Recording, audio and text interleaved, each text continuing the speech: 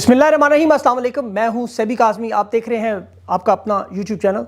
नाज़रीन, सबसे पहले मैं आपके सामने अहम खबरें पहले रख दूं। सदाकत अब्बासी एक नया पंडोरा बॉक्स खुलने जा रहा है। क्या वजह बनी कि डॉन न्यूज़ ने सदाकत अब्बासी का इंटरव्यू चलाने से इनकार किया? ईस्ट इंडिया कंपनी को कामरान शाहिद के बाद आदिल शाहजेब को जज बनाना पड़ा। सदाकत अब्बासी के इंटरव्यू की असल कहानी क्या है और उसके साथ साथ जो तहरीक इंसाफ की एहतजाज की कॉल है वो क्यों नहीं दी जा रही? पार्टी में लोग खामोश क्यों हैं? ये जलूस करने पर जो इस वक्त प्रेशर डेवलप हो रहा है, अब तहरीक इंसाफ ने जलसे की इजाज़त भी मांगी है। इस जलसे की तैयारियां भी शुरू हो चुकी हैं इसके साथ साथ। और अगर अदालतों की बात करें तो वहाँ पर जो महफूज फैसलों की थी सुनवाई, उसका वक्त आ गया है। लगता है महफूज फैसले अब महफूज नहीं रहेंगे। इस्तेकाम पार्टी जहांगीर तरीन बल्ला लेने को बेताब है। इसका फैसला वो करेंगे, बल्ला मांगा इन्होंने क्यों? पंजाब में तहरीक इंसाफ को इलेक्शन हराने की मनसूबाबंदी उसकी नाकाम कैसे किया जाएगा? कंपनी का अगला निशाना सदाकत अब्बासी के बाद फ़र्रुख हबीब और उस्मान डार अपने घर पहुंच चुके हैं। लेकिन उस्मान डार उमर डार की वालदा मोहतरमा रियाना इम्तियाज़ साहिबा, जिन्हें जुर्रत का निशान कहना चाहिए, सियासत के मैदान में कदम रख चुकी हैं। इमरान खान की सालगिरह भी कल मनाई और अमली आगाज़ भी शुरू कर दिया। पाकिस्तान अफगानिस्तान की जंग का एक बहुत बड़ा ख़तरा, ये इलेक्शन में हालात ख़राब करने की साजिश है। महाजरीन का जो मामला है उस पर अफगान हुकूमत क्यों डट गई? अब IMF फरवरी में बहुत बड़ा फैसला करने जा रहा है। ईस्ट इंडिया कंपनी के जिम्मेदारों का हुक्का पानी बंद हो रहा है। ये जनवरी में इलेक्शन इन्हें करवाने पर प्रेशर बढ़ता जा रहा है। और नवाज शरीफ और शहबाज इसहाक डार की इंडियन इस्टेब्लिशमेंट के लिए काम करने की कुछ मालूमात सामने वो आपके सामने रखूँगा। और अमेरिका की बात करें तो क्या वाकई जो बाइडन को घर भेजा जा रहा है? और हिंदुस्तान अमेरिका के ताल्लुकात भी ख़राब हो चुके हैं। अगला निशाना मोदी बनेगा या नहीं? एक इंटरनेशनल खबर, शाम में जो बागियों ने मिलिट्री अकेडमी पर ड्रोन से हमला किया, वहाँ 200 के करीब कैडेट और लोग। अब ये जो सऊदी अरब, शाम, अफगानिस्तान और इसराइल की जो अहम मुलाकात हुई, ये मामलात किस तरफ जाएंगे, ये भी खबर आपको आखिर में मैं बता दूंगा। लेकिन सबसे पहले आपको पता है मैं वीलॉग में कोशिश करता हूँ कि ज़्यादा से ज़्यादा इन्फॉर्मेशन कवर करके आप तक पहुँचाऊँ। और इसीलिए मेरी खबरें हैं बाकी लोगों की निस्बत ज़्यादा होती हैं। और क्योंकि आप अपना कीमती वक्त देते हैं, एक एक मिनट का मुझे हिसाब रखना पड़ता है। तो सबसे पहले सदाकत अब्बासी से शुरू करते हैं। सदाकत अब्बासी की आपको पता है ज़मानत कबल अज़ वक्त गिरफ्तारी मंजूर है। अब ये मंसूबा कंपनी का बड़ा सादा है कि ये इमरान खान को तोड़ने में आपको पता है बुरी तरह ज़लीलो ख्वार हो चुके हैं। अब तहरीक इंसाफ के मर्द इनके काबू आ नहीं रहे, ख़वातीन और बच्चों के ज़रिए काबू किया जा रहा है। इमरान खान को पाकिस्तान छोड़ने पर मजबूर, इनका एजेंडे में पहला नुक्ता, पहला मिशन मुकम्मल जोर लगा रहे हैं। देखिए, उमर चीमा काबू नहीं आया तो उसकी बीवी मुलाकातों के लिए आती थी, उसे गिरफ्तार कर लिया कि उसको मजबूर करें। उमर चीमा फिर भी नहीं माना। खान को भी अब ऐसे ही मजबूर करने की कोशिश करेंगे, बुशरा बीबी पर दबाव डाल के ऐसी वीडियोस खान को दिखाएं, देखें, नफ्सियाती दबाव, ज़हनी दबाव, जिस्मानी। अब ये सदाकत अब्बासी के ससुर को जब उठाया तो उसने सदाकत अब्बासी को यही कहा कि तुम्हारी बीवी और मेरी बेटी सा खतरे में। अब मैं उसकी तफसील में नहीं जाता। बहरहाल इमरान खान और बुशरा बीबी के बारे में भी अब ये बातें सदाकत अब्बासी जैसे लोगों से टीवी प्रोग्रामों में करवानी है, इंटरव्यू में करवानी है और फिर खान तक पहुंचाना है। कोशिश इनकी थी डॉन न्यूज़ पर चलाया जाए। और आपको मीडिया की सूरत हाल पता है, इस वक्त मीडिया मुकम्मल तौर पर कंट्रोल्ड मीडिया है। खान का नाम भी नहीं ले सकते।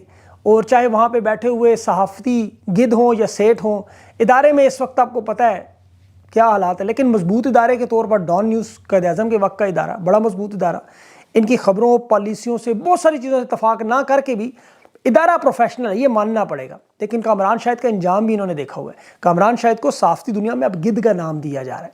ज़ाब्ता इखलाक जो सहाफ़ती है उसमें डॉन न्यूज़, आपको पता है, उन्होंने मजबूर लोगों का इंटरव्यू चलाने से इनकार कर दिया। ये जो इतलात आ रही है कि हाजिर सर्विस ड्यूटी पर लोग सदाकत अब्बासी को डॉन के दफ्तर लेके गए, वहाँ इंटरव्यू करवाया और आदिल शाहजेब से इंतज़ामिया, लेकिन इंतज़ामिया ने कहा ऑन एयर नहीं कर सकते। अभी हैं बहुत से ऐसे इदारे जो थोड़ा जैसे आप जाए ना कभी रेड लाइट एरिया में, या फिल्मों में देख लें, रेड लाइट एरिया में रंग बिरंगी तितलियां वहाँ पे आपको अक्सर फिल्मों में दिखाते हैं, कोई बाजू से खींच रही, कोई सीटियाँ बजाते अपनी तरफ अट्रैक्ट। इसी तरह इनकी रेटिंग के चक्कर में, इश्तिहारों के चक्कर में अभी 10 अरब जो मीडिया को पहले मिला, इस चक्कर में हमने देख लिया एक इमरान खान के वफादार उस्मान डार का मामला। लेकिन हमने ये भी देखा शहबाज गिल का जबड़ा टूटा हुआ। शहबाज गिल को स्ट्रेचर पर लाकर अदालतों में फेंकते थे, वो उखड़ती हुई सांसों के साथ मास्क के लिए चीखता था। फिर हमने उमर सरफराज चीमा का मैंने आपको बताया। इमरान रियाज की हालत आपके सामने है। आबाद रियाज का जब्त देखें, अपने फूल को कब्र में दफना चुका है। इब्रारुल हक भी आपको याद होगा, रो रो के बहुत सारे, अब तो इतने के नाम नहीं याद रहे। तहरीक इंसाफ को चाहिए इन पर पूरा एक वाइट पेपर जारी करें। कैंसर में मुब्तला इनकी रहनुमा यास्मीन राशिद, बीमारी में जेल में, किस किस का नाम मैं दोहराऊँ। बहरहाल इमरान खान की 26 साल की तरबियत में वफादार सिर्फ रह गए हैं। मजबूरी इंसान को सिखाती है बड़ा कुछ। ورنہ نظام تو ایسا ہے کہ دیکھیں یہ نواز شریف کی اربوں خربوں کی چوریاں پکڑی گئیں، تحقیق ہوئی، تفتیش ہوئی، عدالتوں میں گئے چلے، 5-0 سے پاکستان کی سب سے بڑی عدالت نے فیصلہ دیا، نااہل کیا، جیل میں عیاشی سہولتوں کے نام پر، پھر 50 روپے کے اسٹامپ پر باہر۔ جنرل باجوہ اور جنرل فیض سے پیچھے پیچھے ہو کے خان کے مخالف گیم کر کے نواز شریف کو بچا لیا، پورا میڈیا، پورا عدلیہ، سارے سزا یافتہ اس شخص کو بچانے کے لیے اس تمام چھوٹے بڑے ججوں کے 50 روپے کے اسٹامپ کو اڑا گئے، سسٹم کو الٹے ہاتھ سے نواز شریف نے تھپڑ مار کے نکل گیا۔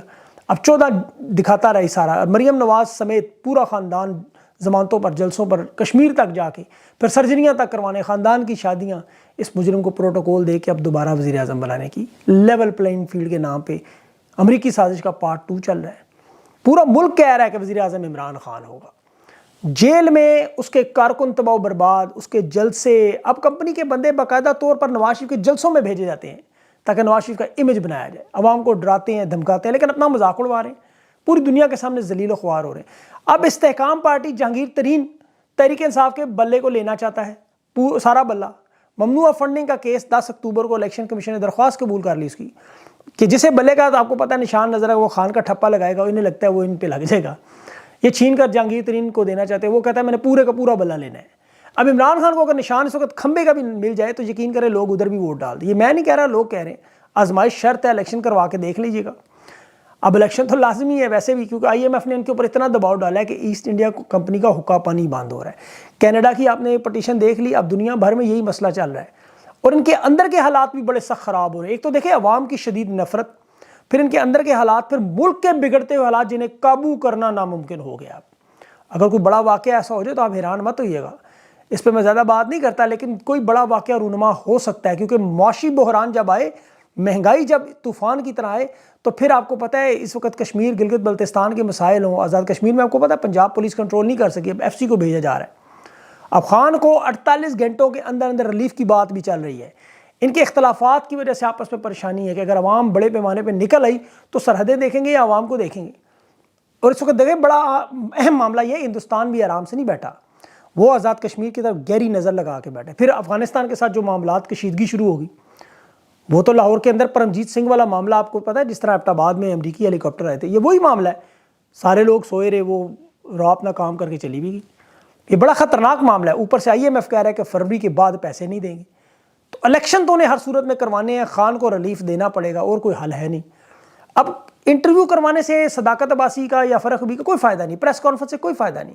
عثمان ڈار کی والدہ محترمہ ریحانہ صاحبہ خالہ جی نے سب کو سمجھا دیا ہے کہ اب الیکشن کیسے ہوں گے اور عورتیں کیا کریں گی۔ انہوں نے آج الیکشن میں باقاعدہ طور پر کل قدم رکھا، سیاسی مہم شروع کی۔ خواجہ آصف کا مستقبل سیالکوٹ میں فارغ ہے بالکل، خواجہ آصف نہیں جیت سکتا، یہ میں آپ کو لکھ کے دیتا ہوں۔ اس کا مسئلہ کیا ہے کہ اسٹریٹجی بھی یہی بنی ہے کہ جس طرح خواتین آئیں گی وہ انہیں اڑا دیں گی۔ یہ کرنا چاہتے ہیں جہاں جہاں نون لیگ کمزور اور پی ٹی آئی کے وہاں لوگوں کو چھوڑنے پر مجبور کریں، ان کے خاندان پر حملہ کریں، خواتین پر کریں۔ اسی لیے اب خواتین سامنے آ کے ان کا سارا ڈیفینس ہی توڑ رہی ہیں۔ آپ ذرا غور کریں، یہ جرأت ذرا خیبر پختونخوا میں تو کر کے دیکھیں، مراد سعید کے گھر کی طرف نظر ڈال کے دیکھیں ذرا ایک بار۔ اللہ اس کے گھر والوں کو محفوظ رکھے، ہماری بہنیں ہیں، کسی بھی پختون پنجاب کی تمام خواتینیں ہماری بہنیں مائیں بیٹھی ہیں، لیکن یہ پنجاب میں کیوں کرتے ہیں؟ کیونکہ ولی خان نے کہا تھا مجھے پنجاب سے نظر آتا تھا طوفان۔ یہ جو حالات جا رہے ہیں، ویسے بھی اب افغان جنگ کے امکانات بہت زیادہ بڑھ رہے ہیں۔ خدا نہ خواستہ اللہ نہ کرے یہ معاملہ شروع ہوا تو افغانستان سے تو یہ اس علاقے کی عوام ان کا اب ساتھ نہیں دے گی، یہ کے پی میں عوام بالکل ساتھ چھوڑ دے گی، اور یہ معاملہ بڑا خطرناک ہے۔ اسی لیے انہیں اس چیز کو بہت زیادہ غور سے دیکھنا ہوگا۔ دیکھیں عمران خان تھا جس نے اس پورے آتش فشاں پہ ہاتھ رکھا ہوا تھا، خان اس پختون کلچر کو بھی سمجھتا ہے، اس علاقے کو بھی جانتا ہے، مغرب کو بھی جانتا ہے، یہ بات درست تھی بالکل صلح، اسی لیے اس کے دور میں امن اس کی گارنٹی تھی۔ افغانستان کے معاملات خراب نہیں تھے، لیکن آج جو پاکستان میں افغانیوں کو نکالنے کے سلسلے میں آپریشن، یہ یاد رکھیں کہ یہ جو افغانستان کے لوگ ہیں یہ ڈیورن لائن کو تو مانتے نہیں ہیں، نہ پاکستان کس طرف کے مانتے ہیں، ایک بھائی ادھر، ایک بہن ادھر، رشتہ دار ادھر، تو آپ کیسے اس مسئلے کو ختم کر سکتے ہیں؟ پورے خطے میں معاملہ شروع ہو جائے گا اور پھر یہ قابو بھی نہیں رہ سکتا۔ اسے مذاکرات سے، سسٹم سے، ایک باقاعدہ طریقہ کار سے، پروسیس سے حل ہوگا یہ۔ تو میری اللہ سے دعا ہے اللہ انہیں ہوش کے ناخن دے۔ یہ عمران خان کو بھی دیکھیں ہر صورت میں اسی طرح چاہتے ہیں باقی سیاسی جماعتوں کے بٹھائیں، لیکن افغانستان کے معاملے پر خود بیٹھنے کو تیار نہیں، کیوں امریکہ نہیں بیٹھنے دیتا۔ آج دیکھیں یہ کہہ رہے ہیں نواز شریف عمران خان کے ساتھ آج چلنے پہ تیار ہو جائیں، کل رہا بھی ہیں، پرسوں وزیر اعظم بھی ہیں الیکشن جیت کے، لیکن خان کا ایک بڑا بنیادی مطالبہ ہے کہ چوروں کے ساتھ نہیں بیٹھ سکتے۔ اب دباؤ چاہے اسد عمر کے تھرو ڈلوائیں، چاہے فواد چودھری کے ڈلوائیں، یا عثمان ڈار کی انٹرویو سے ڈلوائیں، یا بشرا بی بی کی، خان نہیں ٹوٹ سکتا اس طرح۔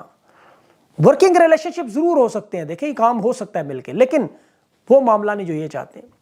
آج یہ سیاسی جلسے کیوں روک رہے ہیں؟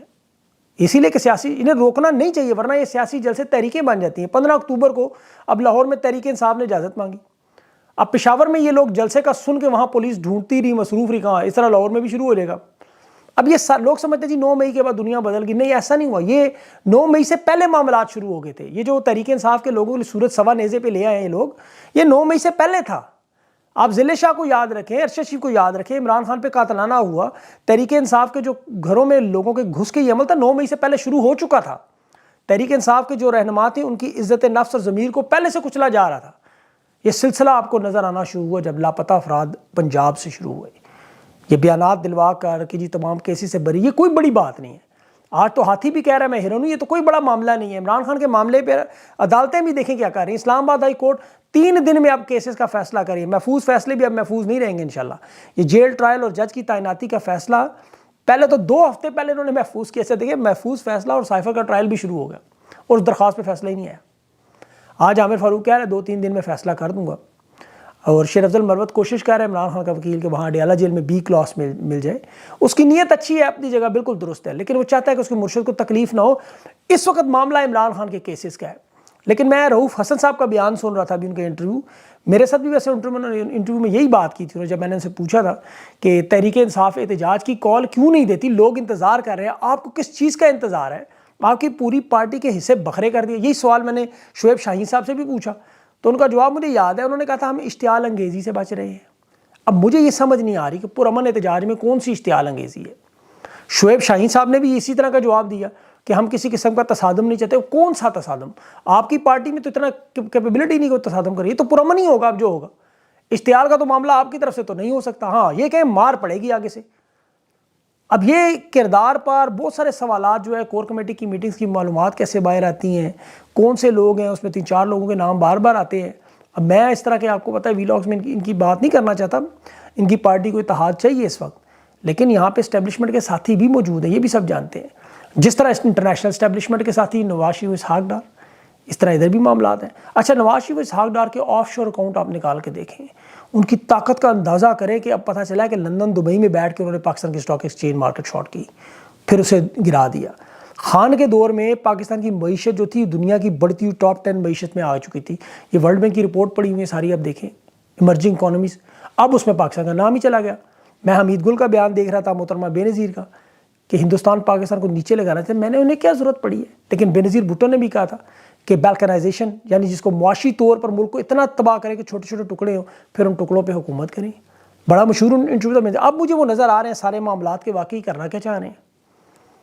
اسی طرح یہ معاملات بگاڑ کے اس پاکستان کے خدا نخواستہ اس طرف لے کے، ادھر ہندوستان کے ساتھ، ادھر آزاد کشمیر کا معاملہ، ادھر افغانستان کے ساتھ معیشت ویسے تباہ و برباد کر دیں، لوگ آپس میں ویسے ہی عوام اور فوج کے درمیان دوریاں ہوں، چین کے ساتھ الگ ہو جائیں۔ یہ پورا ایسا اسکرپٹ، لکھا ہوا اسکرپٹ، ایک ایک لفظ اسی طرح یہ لوگ چلا رہے ہیں۔ تو اسی لیے ڈر لگتا ہے کہ اللہ تعالیٰ محفوظ رکھے ان لوگوں کے شر سے، پاکستان کو جوڑ کے رکھے۔ یہ سیاسی معاملہ نہیں رہا اب، یہ معاملہ صرف عمران خان کی ذات کا نہیں ہے، یہ پاکستان کی بقا کا معاملہ ہے اب۔ تو لوگوں کو یہاں پر اپنی، آپ کو پتہ ہے، سوچ اور اس کا اظہار کرنا ہوگا، پرامن انداز میں آپ لوگوں کو اپنا معاملات نکالنے ہوں گے۔ اگر آپ لوگ اسی طرح خاموش رہیں گے، نہیں بولیں گے، تو پھر معاملات ظاہر آہستہ آہستہ ان کی بہتری کی طرف جائیں گے۔ لیکن آپ کے نہ بولنے کے بعد بھی جو حالات ہیں، دیکھیں ابھی انہوں نے صداقت عباسی کو توڑ لیا، فرخ حبیب کو توڑ لیا، یا عثمان ڈار کو توڑ لیا، کیا اس سے معیشت ٹھیک ہو جائے گی؟ کیا اسے یہ الیکشن جیت جائیں گے؟ کیا نواز شریف کی اس سے مقبولیت بڑھ جائے گی؟ کچھ بھی نہیں ہوگا۔ ان چیزوں سے کچھ فرق نہیں پڑے گا، جو مرضی ہے کر لیں، یہ آسمان زمین ایک کر دیں، یہ پاکستان کو ٹھیک نہیں کر سکتے، یہ گارنٹی ہے۔ اس کی وجہ ہے بہت بڑی، تمام دنیا کے آپ ایکسپرٹس اٹھا لیں معیشت سے ریلیٹڈ، تمام دنیا کے اس تمام کے تمام کا سادہ سا فارمولہ، وہ پورا نچوڑ ان کی کتابوں کا بھری بھری ایک لائن میں سیاسی استحکام، معاشی استحکام کے ساتھ جڑا ہوا ہے۔ اور سیاسی استحکام 80%، 90% عوام کی، آپ اس ہائبرڈ ماڈل کو زیادہ عرصہ چلا ہی نہیں سکتے، سوال ہی نہیں پیدا، دنیا میں کہیں نہیں چلا، آپ بھی نہیں چلا سکتے۔ تو اس لیے بہتر یہ ہے کہ عوام کی بات مانیں، عوام کی طرف ہے۔ اب آخر میں وہ شام میں بھی آپ کو پتہ ہے معاملات خراب کیے جا رہے ہیں، وہ ابھی چونکہ جڑے ہیں، شام، اسرائیل، افغانستان اور سعودی عرب، بات چیت ہوئی، انٹرنیشنل اسٹیبلشمنٹ آ گئی۔ اور جو بائیڈن کا معاملہ بھی تھوڑا لمبا ہے، ویڈیو ذرا لمبی ہو رہی ہے، کوشش کروں گا اگلے ویلاگ میں اس کو کور کروں۔ اپنا خاص خیال رکھیں، مجھے اجازت دیں، اللہ حافظ۔